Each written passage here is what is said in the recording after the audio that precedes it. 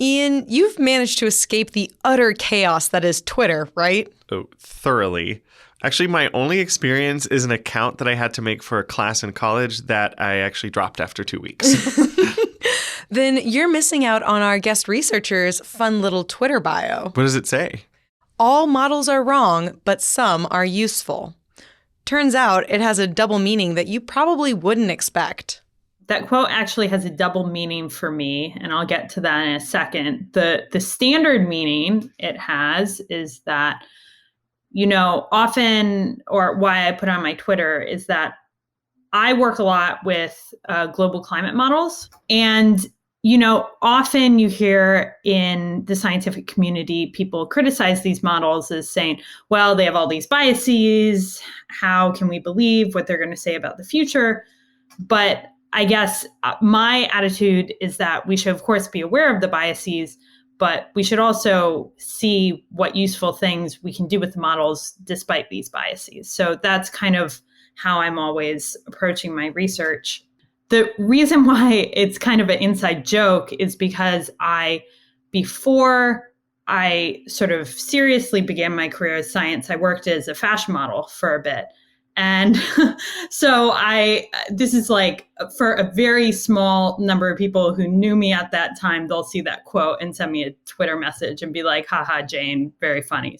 I know we talk a lot about modeling on this podcast, but is there any chance this is going to end with us discussing Fashion Week or at least the Met Gala? I mean, I feel like there must be some math involved with that somewhere. Sadly, this episode is going to focus on the non-fashion version of modeling. Fine. Okay, tell me more about Jane. Jane Baldwin is an assistant professor of Earth Systems Science at the University of California, Irvine. And don't forget, a former model. Right, though nowadays she's busy modeling the Earth's climate. I'm sure it looks fabulous on her.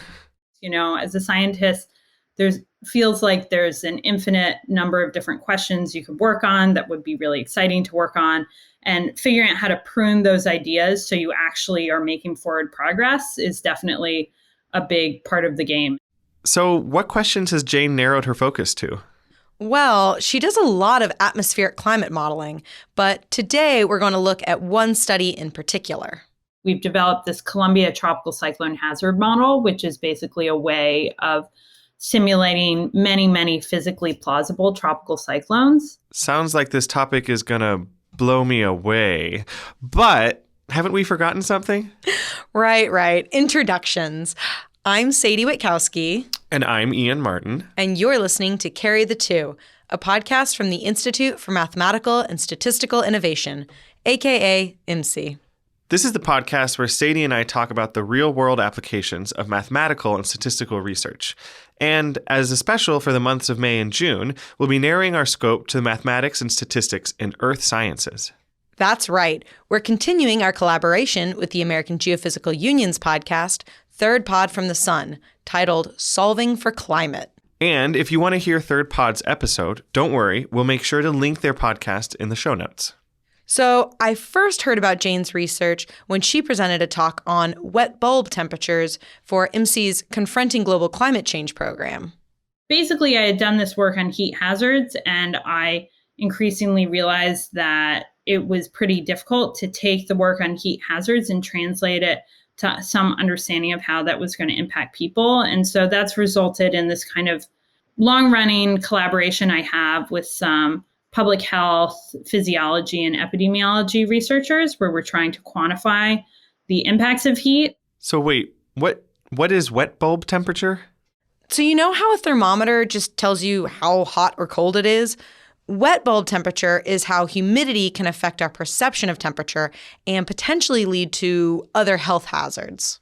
And I think is still an ongoing issue is epidemiologists think humidity doesn't matter, or at least they find in their studies humidity doesn't matter in assessing heat risks, and physiologists find it really matters. And I think this is very confusing if you're someone like me who's a climate scientist trying to figure out what heat definition to use. So hopefully in 5 years, we will have more of a right answer on that front. And so we can be more confident in the definition of heat we're using to think about health impacts. So that was what her presentation here at IMSI focused on. But today, I wanted to talk about some of her other work looking at tropical cyclones. Sounds good. Hit me. To accurately account for risk, you need to know the hazard, the exposure, but also the vulnerability, like the fragility of people and structures in the face of that hazard. And that's much harder to get at, especially in lower income countries that don't have as robust or commonly available census data. So, from that quote, it sounds like we're looking at the impacts of climate change abroad? Correct. We're traveling around the globe to hear about Jane's work on tropical cyclones in the Philippines and how we can understand hazards and vulnerability to these extreme weather events. I started that work when I was a postdoc at Columbia, and I'm still continuing it now as a professor at University of California, Irvine. And we have a pretty good handle on the hazard from tropical cyclones, meaning the physical impacts from these storms, so their wind and how that intersects with human population. But what's less understood is actual risk. Isn't risk and hazard the same thing? Well, like Jane said earlier, to get an accurate measure of risk, you need to know the hazard level, plus the exposure to that hazard, plus the vulnerability to the hazard. Sounds like you just outlined a simple math equation to explain these relationships. I guess I kind of did. So, I know we get tropical cyclones, aka hurricanes, here in the US. So, why was Jane particularly interested in working in the Philippines? In the US, for example, FEMA has an entire hazard vulnerability modeling framework called HAZIS, and there really just isn't the equivalent in the Philippines or in a lot of other countries. So Jane chose to focus on a region that doesn't often have the benefit of the sophisticated data collection and analysis that we have here in the US. It makes sense if you're looking to do research with a big impact. But, Sadie, you haven't actually told me what Jane did for this research. Right. So Jane was modeling storm risk of tropical cyclones in the Philippines. To do this, they didn't have tidy, easy-to-use data like we do in the States. They had to get a bit inventive. We ended up basically having to be a little creative about using data on household surveys that our collaborators at the World Bank had to try and get at slightly more regional information about vulnerability, even though we couldn't necessarily have the high level of spatial detail that might be ideal. In particular, Jane had to rely on a dataset called the LitPop dataset to build much of their model. The LitPop dataset in my tropical cyclone modeling work is what we've used to represent exposure, so basically the distribution of assets across space. LitPop represents it in terms of total dollars, so how much the assets on the ground are worth. And LitPop is clever in that they basically take population data and night lights data, which is data on lights you can observe at night, and it does a pretty good job of capturing economic activity, basically. So what you can see with the LitPop data set is they've used population density and night lights data to figure out how to distribute kind of gross levels of assets that they know maybe at the county scale or the regional scale, but they don't know how it should be distributed across space. And what's cool about this data set is it's available globally. So we could use it for our work in the Philippines, and we could use it if we choose to extend the model to other places. The name LitPop actually makes me think of popular literature, but that's clearly not right. Well, no. I'm pretty sure it stands for Population and Lights, Sadie, since it's looking at population density and the amount of man-made light produced at night to get a sense of economic productivity. Oh my gosh, you're totally right. And that explains the caveat that Jane pointed out when it comes to economic productivity that they can't measure very accurately, namely agriculture. Yeah, so you're also talking about what products are created in a place and maybe sold. So basically things that contribute to economic value. So not just homes, but also businesses. I think LitPop does not account for agricultural value.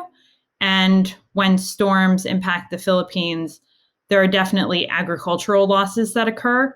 Like nightlights data is not going to capture where agricultural products are occurring across the landscape. Wouldn't there be other ways to get information on agriculture, like maybe grain export numbers or reported losses after a storm? That would be one way to look at them, but Jane's group didn't include these since the process gets messy fast. Because if you look at the situation reports, so these are reports put out by like Philippines Emergency Services after a tropical cyclone or typhoon has struck, you see a lot of losses coming from agriculture. But I found out later on, after I talked to someone who had worked in the Philippines on the ground, that those numbers may be fudged basically to ensure they get the payout they're hoping for from the central government. I think agricultural losses might be easier to reimburse than other types of losses. So you don't want to put these potentially fudged numbers into the data. I get it. Right. Better to keep the whole thing simple. So we've talked a lot about the data Jane used. What were the results of her Philippine study? I'll tell you right after this short break.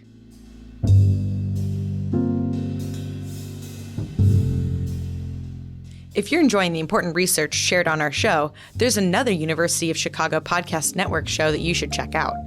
It's called Entitled. Human rights matter, but conversations about rights can be polarizing, confusing, and frustrating.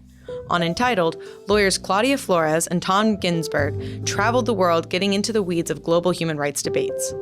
They use that expertise to explore the stories and thorny questions around why rights matter and what's the matter with rights. Subscribe to Entitled, part of the award-winning University of Chicago Podcast Network.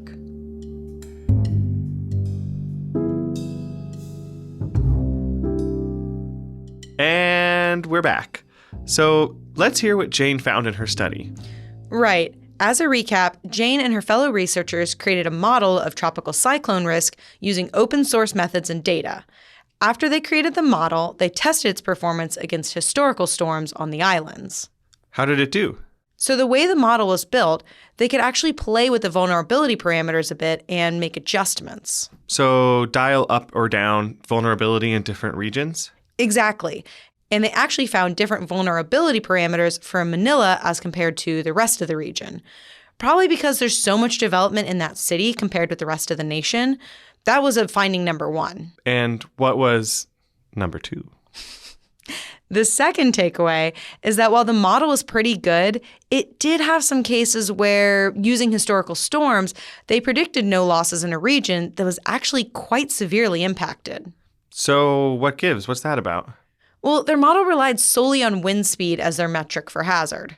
So tropical cyclones have damages from a few different hazards or sub-perils, you sometimes hear them described as. So there's wind, but then there's also the sometimes extreme rainfall associated with the storms. And then there's also the storm surge, so the flooding that occurs by basically pushing the sea up onto the land. So you can have flooding from that extreme precipitation, but also from kind of this coastal hazard of the ocean or the sea. This is a huge problem, trying to figure out how to model all these different hazards, and especially how to model them in the context of a changing climate. I think the state of the field right now is you're seeing a lot of studies that are kind of looking at compound, sea level rise and storm surge hazards. And then you're seeing another study that's pushing in the direction of looking at wind and rain, and hopefully at some point, we'll come together and we can model them all at the same time. So basically, this was a solid first attempt, but we still need to better integrate these hazards when we want to accurately understand vulnerability. Yeah, there's a need to both integrate more weather variables and a need to better fine-tune the spatial scales that are used. So that we can better parse out what's happening in Manila versus a more rural area? Yeah, or even understand the effects of things like small local changes in elevation that will then impact how much vulnerability a region has to a storm. Part of the challenge is the different spatial scales of these different models. So wind, as an example, we have reasonable approximations to be able to, model wind at relatively broad scales. But if you're getting into really fine spatial details over land, the roughness of the landscape and kind of mountains and textures of different surfaces can impact the wind speed that you're actually experiencing, particularly in the boundary layer. And for a study like I did in the Philippines, those details might matter, but because of how we were calibrating the vulnerability, it wasn't a big deal. But once you start to think about modeling storm surge on top of it, storm surge models, a lot of the best ones are actually kind of very explicitly and dynamically modeling how those parcels of water are being pushed onto the landscape. And as a result, you end up with, there generally need to be higher resolution to be able to capture what's going on. I feel like we just need a big sign or meme or something that says needs more data. I mean, Jane and her colleagues are able to overcome some of the challenges of limited material, but more would definitely help. We have some capacity to model each of these components, but whether the spatial and temporal scales are consistent is an issue, and whether the fidelity and level of detail of the models is consistent is another issue. And I think we'll be working through that for a little bit, but hopefully can say enough in the short term to help prepare coastal communities to some degree for this changing hazard. I love that Jane is really dedicated to working on these problems to try and help the people directly impacted by these tropical storms. I know. Even she stated that she's driven by a need to actually make a difference in people's lives. What I think motivates me to try and understand the climate system better is the hope that someday it will, benefit people on the ground. But I also think that a challenge in doing this is sometimes your process for figuring out the right data set or the right person to talk to is going to be quite a bit more meandering than if you're kind of staying in your lane and just working with the hazard data. It sounds like Jane is someone who's interested in a whole lot of different research questions. Absolutely. Although it always comes back to a commitment to actually helping people. I think in the context of the fact that the climate is already changing, that people are trying to figure out how we adapt to it, we need to make some kind of effort to kind of cut across these disciplines so we can actually be modeling the impacts in a rigorous way and not just the hazard. Because a community on the ground, they can't do that much with just knowing how wind is going to increase into the future. They need to know more about the vulnerability and exposure as well. So anyway, that's me on my soapbox a little bit. In fact, she partially got into climate science research because she was dedicated to addressing global warming. Was she like a campus activist or something? Actually, you hit the nail on the head. Figuring out how, contributing as much as I can while also still keeping the fundamental science, which is kind of, those fundamental science questions are why I got into this field in the first place. I didn't talk about this in detail, but I used to be in college pretty involved in environmental activism and ultimately got out of it, not because I didn't care about it, but because I thought I was kind of a bad activist. I get very wrapped up in the whys, and that really makes me well suited to science. So someone would be trying to argue with her at a protest about global warming and she'd go into teacher mode? Essentially, yeah.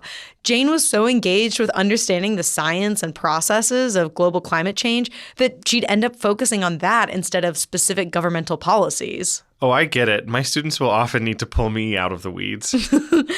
I do think that it's been hard to have been so passionately focused on this area for so much of her life. When I started grad school, something I liked about my work was that, I could open up the New York Times and see something related to climate change. And so it felt like the scientific research that I was doing had some relevance to the world around me, and that was motivational.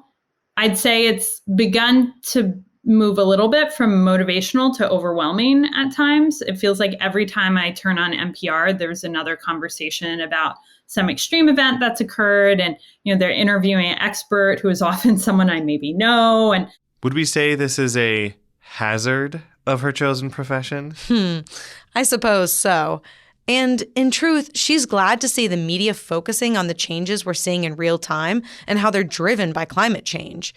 Even if the constant climate focus can be personally exhausting to her, it means that others outside her profession are paying more attention. And overall, that's a good thing. that's just all a way of saying that I think there's going to be this push and pull between the relatively slow pace of science and what feels like this quickly increasing, danger, frankly, that we're experiencing from the changing climate system. And I think not just me, but my grad students and the other professors I work with are all kind of grappling with this right now. So it's a good thing that those of us not studying climate science are grappling with it too. Mm-hmm.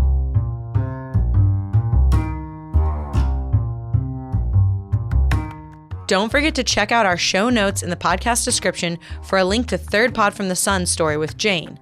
We'd also like to link to Jane's talk on their research from the Confronting Global Climate Change program here at IMSI. And if you like the show, give us a review on Apple Podcast or Spotify or wherever you listen. By rating and reviewing the show, you really help us spread the word about Carry the Two so that other listeners can discover us. And for more on the math research being shared at IMSI, be sure to check us out online at our homepage, imsi.institute. We're also on Twitter at IMSI_institute, as well as Instagram at IMSI.institute. And that's IMSI spelled IMSI. And do you have a burning math question? Maybe you have an idea for a story on how mathematics and statistics connect with the world around us. Send us an email with your idea. You can send your feedback, ideas, and more to sadiewit at imsi.institute. That's SADIEWIT at imsi.institute. We'd also like to thank our audio engineer, Tyler Damme, for his production on the show. And thanks to Devin Reese, producer with AGU's Third Pod from the Sun, for their work collecting tape. And music is from Blue Dot Sessions. Lastly, Carry the Two is made possible by the Institute for Mathematical and Statistical Innovation, located on the gorgeous campus of the University of Chicago. We're supported by the National Science Foundation and the University of Chicago.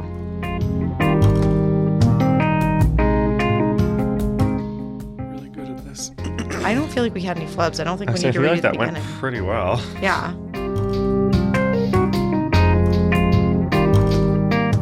Let's go ahead and test our mics. Yeah, we're good.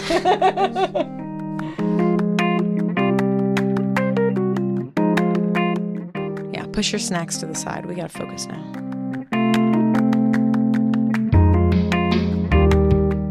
Sounds good. Hit me. Like a cyclone. Oh boy.